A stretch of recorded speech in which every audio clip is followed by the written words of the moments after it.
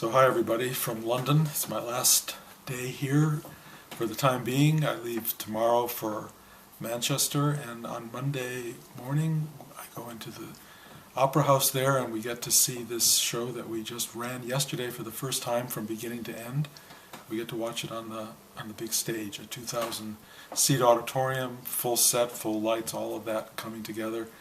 And I can only tell you that the experience of watching something like this be born is unique, it is remarkable, it is special. Unlike movies which are shot a little piece at a time and put in a can, this you watch unfold every single day into something complete and alive and real, and it is beyond thrilling. I wish I could share it with you all in a direct one-on-one way, but not possible. What I will get to share with you, I hope someday, is the final product, which is becoming something so wonderful, so emotionally real and riveting and powerful that I can't wait for everyone to be there to share it with you. So tomorrow I take off, and I will report next week from Manchester. This week has really been wonderful watching this thing happen, but I have to say, interestingly, as wonderful as it is being in rehearsals, the walk from my apartment to the rehearsal space has been among the richest and most rewarding parts of my being here. And it's hard to explain why, except that just being present in that walk, being in a world that is not familiar, that is different, that is something that doesn't reflect you back to yourself in the same old way, is really valuable. It's really an intense and profound experience, because you see parts of yourself floating into play that you don't get to see in a world that is predictable. You really see who you are, aspects of your own self. I call it the flotsam and jetsam of Bruce, in a way, rising up in ways that wouldn't happen in New York or Los Angeles. And I really feel grateful for that, because I see more and more to the underpinnings of this life that I've been living and that I've had for all of these years, and stuff that just appears, you know. And walking down the streets, the air, the feeling of the place, you know, the wall across from me in the courtyard is actually the wall of the old debtors' prison where Charles Dickens's father was imprisoned. I walk down streets that have really wonderful ancient names. I have to look really carefully when I cross the street, just to be sure that my old patterns don't get in the way and some car comes from the opposite direction and ends these videos forever.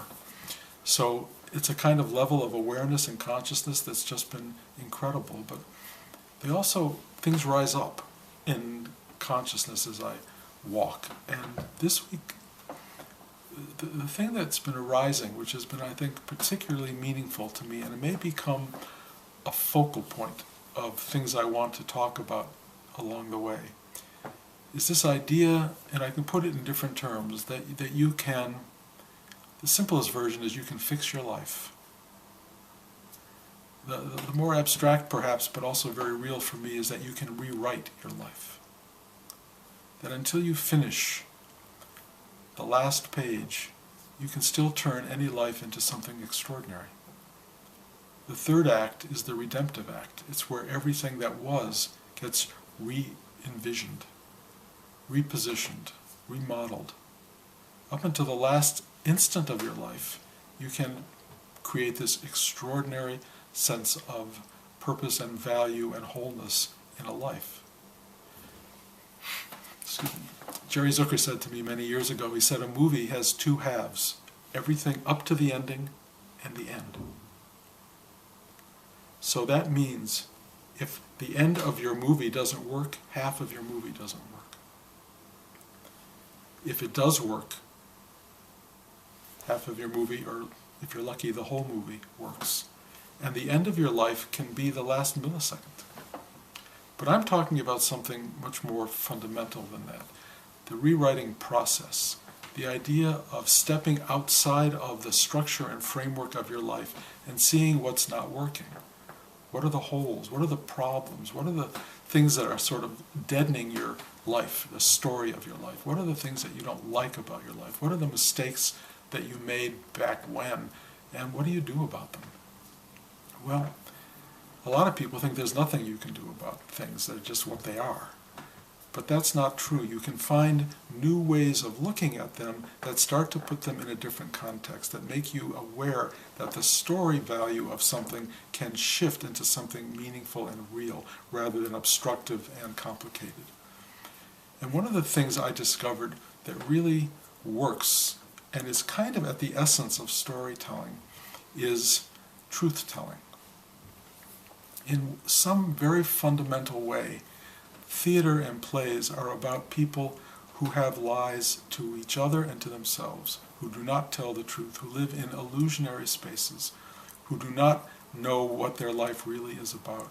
And usually, the third act is where truth-telling happens. Somebody comes and says, you've been lying to yourself all along, or something in you says, this isn't the way it really is. And the truth as it comes out is usually the denouement of a movie. It's really, or of a play anyway. It's where you really get to the core of what this has all been about. Delusion falls away, truth comes in, and truth does what it does.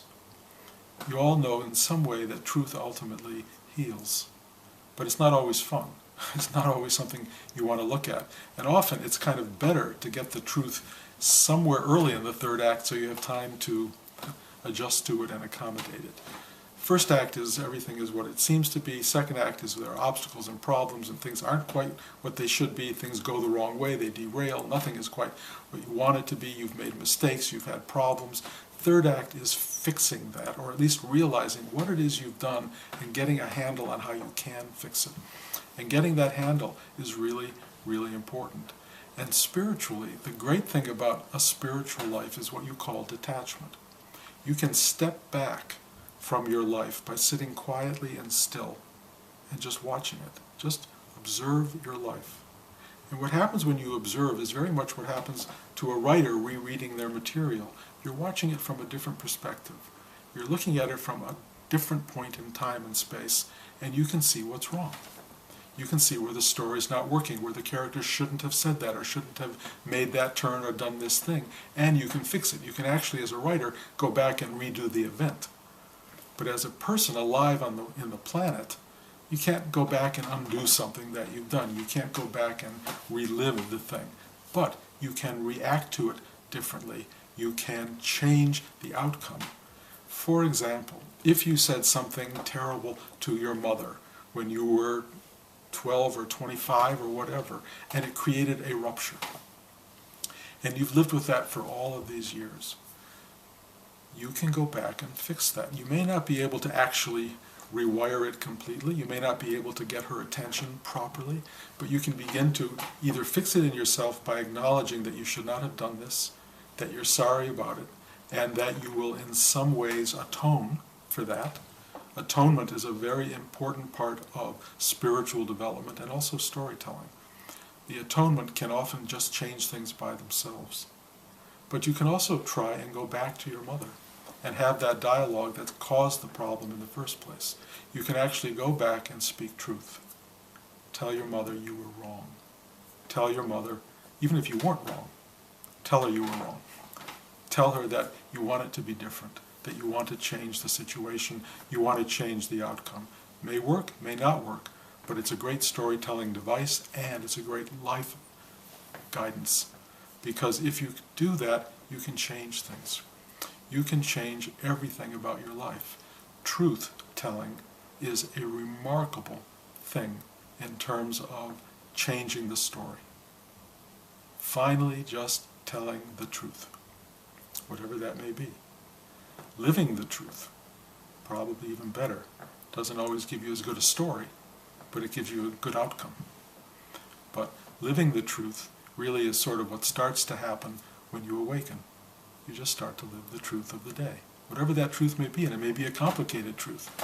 It may be that you have things inside that you can't talk about, but that you acknowledge, that you are aware of, that you live with. You don't have to blare the truth out to everybody. People don't want to know your whole truth. But You want to know your whole truth. You want to know who you are, what your life is about.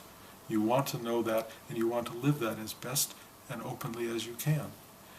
When you awaken, living in truth really is sort of the end of story on some level, at least the end of your involvement in story. Story continues, but really you've come to the place where karma is no longer what it was. While you're still engaged in the story, especially if it's an unconscious engagement, you can say and do things that will complicate your life so dramatically you'll need 25 lifetimes to undo it, assuming you have 25 lifetimes. What I'm saying is you can undo it right now. You can fix it right now. You can fix your life at any point you decide to do it. It just takes the courage of being truthful, the courage of rewriting the story, the courage of going up to the person that has, in a sense, complicated your life and trying in some ways to do the uncomplicating act, to find a way to tell them that you're sorry, that you were wrong, or whatever it takes. It's not going to be good if you're trying to undo past karmic tension to create new tension with truth. That's not a good idea. If truth-telling on that level isn't going to fix your life, it's going to compound the problems of your life. The truth-telling you want is the truth that asks for forgiveness, that asks for change, that asks to make something better, more real, more honest. That's what you're looking for. And if you can find that, if you can find that instinct in yourself to do it, if you can find the meditative moment that allows you the clarity to see what you need to do, then you need to just act on it. What I'm amazed by is how meditative space provides us with an extraordinary sense of what we need to do. It gives us a kind of imperative. It gives us an opportunity to go out there and do things differently. And then as soon as you stop meditating, the worldly mind comes in and you go, oh, I can't do that. Why, how could I ever do that? That's not possible. They'll never listen to me. That is not true. You can live the person you are in your meditative existence. You can be that person. Truth is, you are that person. That's who you are. The truth is, you're not the person who complicates everything. I mean, you're used to that. You think that's who you are. But if you can enter into that stillness, that space of meditative observation, what happens is the you that you're used to, that complicates your life, just kind of falls away. And this pure being is there instead. And that pure being fixes things. It makes them work. It makes things right. And you have access to that. You have direct access to that even now. And if you truly believe me and you truly do what I'm saying, you can start to make these remarkable changes in your life. And the more you allow the complexity and the drama and the darkness and the craziness of your life to fall away, the more you have a kind of sense of the stillness at the core of being and the awakening that is ready for you. Awakening happens when you're finally able to, or when something in you is finally able to let all the drama go. And then there you are. There you are. You, without that stuff. You, having made your life better. Having made your life work. That's an extraordinary thing. Rewriting your life. It's an enormous gift. Very few people know they have that capacity or know how to find a place that will tell them what to do. I'm telling you, sit still and meditate. Get quiet. And if you really get it working, you don't even have to meditate anymore. You just live in that space. And then you just walk around making things right. Moment to moment. The thing that looks like it wants to go wrong, you'll just be with it, and you'll go, you'll make it right. Over and over and over. And then you won't only just make it right for you. If you're a real presence and a stillness and an openness and a non-judgmental entity, you'll start making it right for other people. They will feel safe with you, they'll talk to you, they'll be open to you, and the truth of yourself will come through to them and motivate them to be as truthful with others. So you become a gift to everybody, not just your own life, but to other lives. And every one of you who's hearing this is capable of that, or you wouldn't be listening. So, those are my talks walking down the street in London. They emerge from this talk emerged from the walk down the street in London. I suspect I'll talk about it more because I think it's important. And for the time being anyway, take it to heart. See what you can do. Experiment. Sit quietly. Open yourself. Let the stillness guide you and see how it redirects, reforms, fixes, and rewrites the life you're living. Next week in Manchester. Love you guys. Bye.